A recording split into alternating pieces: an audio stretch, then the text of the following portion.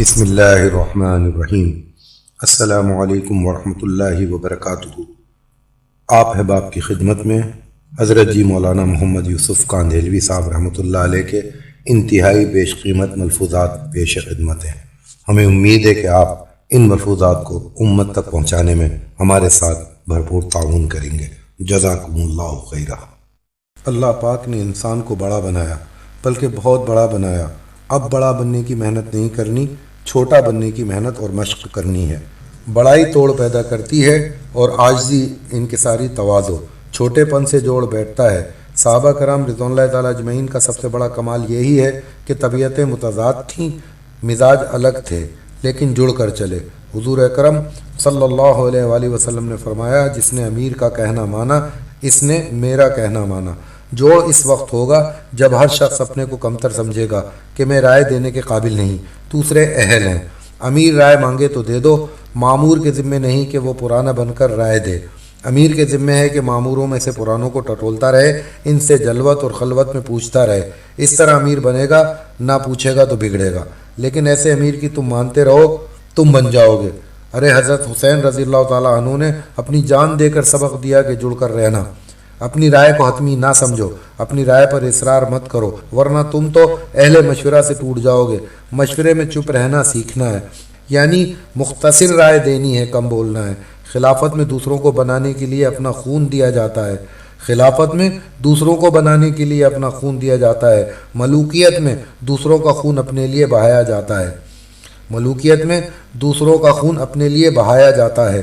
اپنے کو قابل سمجھنا اندر کا چور ہے۔ اپنے کو ہمیشہ قصوروار سمجھو، درد پیدا کرو، کیونکہ بے درد کام بوجھ بن جاتا ہے۔ ایک دوسرے کو برا کہنا کفر تک پہنچا دیتا ہے۔ مشورے میں ایسا طریقہ استعمال کرو جس سے مشورے کے شرکا کے دلوں میں ٹھنڈک ہو۔ جھوٹ کی عادت سے انسان آخر میں منافق ہو جاتا ہے۔ جو انعامات و ثمرات خون سے وابستہ تھے، ان کے لیے کم از کم پسینہ تو گرانا چاہیے۔ مراتب شناسی اور موقع شناسی بہت ضروری ہے۔ اگر حاصل ہو جائے تو کبھی بھی ہمارا اختلاف موقع سے تجاوز نہ کرے۔ بہت سے لوگوں نے بہت سی باتیں سنی ہوتی ہیں اور انہیں ملفوظ خوب یاد ہوتے ہیں، لیکن وہ دو چیزوں میں کمزور ہوتے ہیں، ایک استعمال کا موقع اور دوسرا طریقہ استعمال۔ یہ دونوں چیزیں خدا داد حکمت بصیرت سے ہی آ سکتی ہیں، اور یہ حکمت بصیرت انہیں عطا ہوتی ہے جو مغلوب غضب نہ ہوں اور جن میں اخلاص اور ادب ہو۔ ہمیں ہر چیز سے بچنا ہے جس سے مشورے میں انتشار ہو۔ امیر کی ڈانٹ اور غصے کو اپنی اصلاح کے لیے مفید جاننا بڑی عظیم سنت ہے۔ پرانے حضرات جب اپنے آپ کو خود بھی پرانا کہنے لگتے ہیں یا سمجھنے لگتے ہیں تو آپس کے جوڑ کے بجائے توڑ پیدا ہونے لگتا ہے، بجائے بننے اور سنورنے کے بگڑنے لگتے ہیں۔ صحابہ کرام رضوان اللہ تعالیٰ اجمعین کو ساری عمر اپنی طبیعتوں کو دبانا پڑا، اور جب تک وہ ایسے رہے اجتماع رہا، اور جب دوسرا عنصر غالب آیا اجتماع ٹوٹ گیا۔ اگر ہم نے ایسا سمجھا کہ ہم کام کرنے والے ہو گئے تو ہم گر گئے، اور ہم اگر یہ سمجھیں کہ اللہ ہمیں کام کرنے والا بنا دے تو ترقی ہوگی۔ ہماری نیت نہیں بلکہ تصور نیت ہے۔ نیت بہت دیر سے آئے گی، بار بار نیت کرتے رہیں تاکہ ہمیں اصلی نیت کرنی آ جائے۔ لفظ اخلاق بولتے ہیں لیکن اخلاق ذہن میں نہیں آتے، سادگی بولتے ہیں زبان سے لیکن سادگی ذہن میں نہیں آتی۔ ہمیں قورمے کی جگہ سرکہ، عمدہ لباس کی جگہ گھٹیا لباس، قالین کی جگہ بوریا، پکے مکان کے بجائے جھوپڑا پسند نہیں۔ ابھی تک نہ ہم میں مناسبت ہے نہ ذوق، صرف مشورے میں بولنا اور دبانا آتا ہے۔ تصور کرو، سوچو، دھیان دو، آج امت پر سخت پریشانی کا عالم ہے۔ آج بھی حضور پاک صلی اللہ علیہ وآلہ وسلم کو اسی وجہ سے سب سے زیادہ پریشانی ہے۔ ہم چھوٹے ظرف کے ہیں، ہم کو امت کی کیا فکر؟ حضور پاک صلی اللہ علیہ وآلہ وسلم کا ظرف بہت بلند ہے، ان کو آج بھی امت کی ویسی ہی پریشانی ہے جیسی زندگی میں تھی۔ محنت والوں میں جوڑ کا طریقہ حضرت ابو بکر صدیق رضی اللہ تعالیٰ عنہ کے دور سے ملے گا۔ حضرت ابو بکر صدیق رضی اللہ تعالیٰ عنہ اور حضرت عائشہ صدیقہ رضی اللہ تعالیٰ عنہ نے قسم کھا کر کہا، ایک سجدہ کرنے والا بھی باقی نہ رہتا اگر ابو بکر کی جگہ پہلے عمر رضی اللہ تعالیٰ عنہ آ جاتے۔ عنوان کی خوبی سے مخالف جڑ جاتا ہے، اور عنوان کی خرابی سے مخالف کیا، دوست بھی ساتھ چھوڑ جاتا ہے۔ ہمیں اس کام کو اپنے اصولوں پر نہیں بلکہ حضور پاک صلی اللہ علیہ وآلہ وسلم والے اصولوں پر اٹھانا ہے۔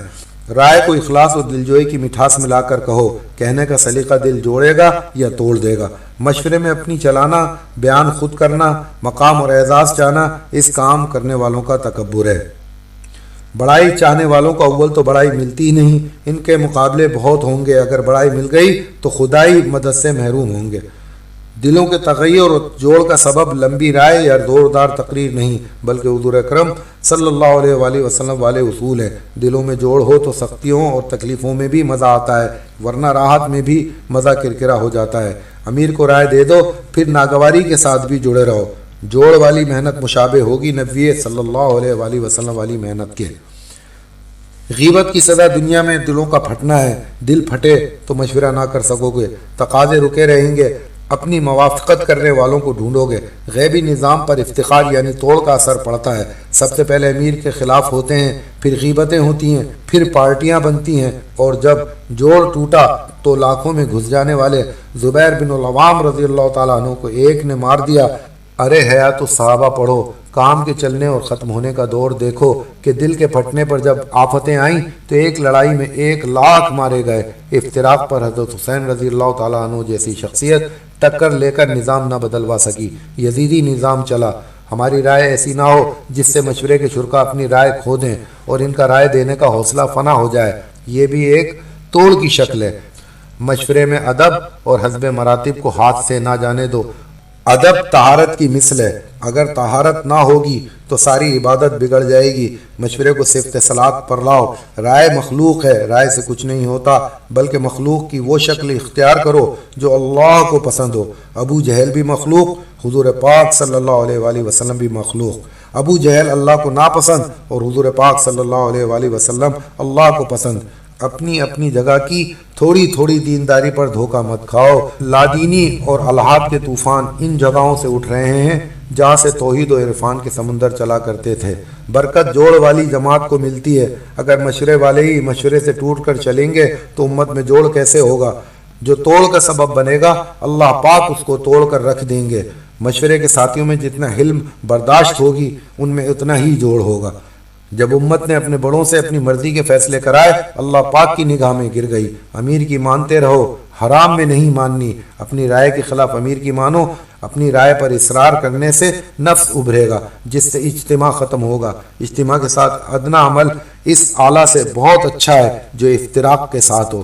جہاں افتراق ہوگا وہاں غیبتیں چلیں گی اور غیبت ساری نیکیاں کھا جائے گی۔ دوسروں کی مان لو، اپنی رائے کے پیچھے مت پڑو۔ یہ چند چیزیں ہیں، انہیں زندہ کرنے کے لیے امت میں پھرنا ہے۔ خود کو ناقابل اکرام صرف خادم سمجھو۔ ہمارا کام تندرست و توانا نہیں، بلکہ تندرست ہونے کے لیے وہ طریقہ رسول پاک صلی اللہ علیہ وآلہ وسلم والا اختیار کرنا ہمارے ذمے ہے۔ اپنے اندر محبت پیدا کرو۔ حضرت جی مولانا الیاس صاحب رحمۃ اللہ علیہ نے فرمایا تھا کہ محبوب سفید ہو تو عشق کالے محب کا رنگ بھی گورا کر دیتا ہے۔ ہم ان بولوں عملوں کے عادی ہیں جن سے لوگ ٹوٹ جاتے ہیں۔ سارے مسائل آپس کا جوڑ نہ ہونے کی وجہ سے اس وقت بھی آ گئے جب تعلیم، ذکر، نماز، دعا 100% زندہ تھی۔ آپس کا جوڑ سارے وجود۔ افتراق میں اصلی بات خود کچھ کر کے یا کچھ نہ کر کے خود کو کچھ سمجھنا ہے۔ اپنے کو رائے دینے کے قابل نہ سمجھو۔ دوسرے سب کچھ ہیں، میں کچھ نہیں، اس سے دل آپس میں جڑیں گے۔ اگر دل میں یہی ہے کہ میں کچھ نہیں ہوں اور زبان پر بھی یہی ہے تو ایمان ورنہ نفاق ہے۔ شروع میں حضور پاک صلی اللہ علیہ وآلہ وسلم نے بغیر امیر کے جماعتیں بھیجیں، ہر ایک نے اپنی رائے پر عمل کیا۔ حضور پاک صلی اللہ علیہ وآلہ وسلم واپسی پر ناراض ہوئے کہ اس وجہ سے پہلی امتوں کو عذاب ہوا تھا۔ میں نے اجتماع کے ساتھ بھیجا تھا، تم افتراق کے ساتھ واپس آئے۔ یا تو پرانوں کے صحیح طرح جوڑ کر چلنے سے دین عالم میں آئے گا، یا ان کے افتراق سے دین زندہ نہ ہونے کا سیاہ پرچم ان کے ہاتھ میں ہوگا۔ امیر رائے لے تو دے دو، مامور کے ذمے نہیں کہ پرانا بن کر امیر کو پکڑ پکڑ کر سمجھائے۔ ارے مامور ہونے میں تو مزے ہیں کہ شکر ہے کہ امیر نے میری رائے نہیں لی۔ امیر کی مانو حلال میں، چاہے امیر مرتکب حرام ہی ہو، امیر کا ساتھ دو آخر تک۔ حضور پاک صلی اللہ علیہ وآلہ وسلم نے محتاط کر دیا تھا کہ غیر مسلموں سے اتنی دور آباد رہو کہ ان کی روشنیاں بھی نظر نہ آئے، ان کے ساتھ رہنے والوں کے ہم ضامن نہیں۔ مشورہ چھٹاک بھر ہو تو محنت مند بھر کرو۔ کام کو کرتے ہوئے مشورے کے لیے اکٹھے ہونا اصل ہے۔ بھائیو، اس سے ڈرو کہ لوگ تم کو پہچانیں، اور جس کی تم پہچان کروانے والے بنتے ہو اس کو نہ پہچانیں۔ یاد رکھو، انتظام سے جذبہ نہیں پیدا ہوا، جذبے سے انتظام پیدا ہوتا ہے۔ جوڑ کے ساتھ چلنے کو معاملی نہ سمجھو، ورنہ جوڑ کی باتیں کر لینا بہت آسان ہے۔ حضرت محی الدین چشتی صاحب جب ہندوستان تشریف لائے تو ہندوؤں نے انہیں ہدیے میں قینچی پیش کی تو آپ تڑپ اٹھے اور فرمایا، نہیں نہیں، مجھے تو بس سوئی لا دو، میں کاٹنے نہیں بلکہ جوڑنے آیا ہوں۔ لہٰذا اس فکر پر ان کے ایک سفر میں 90 لاکھ ہندو مسلمان ہوئے۔ جزاکم اللہ خیرہ۔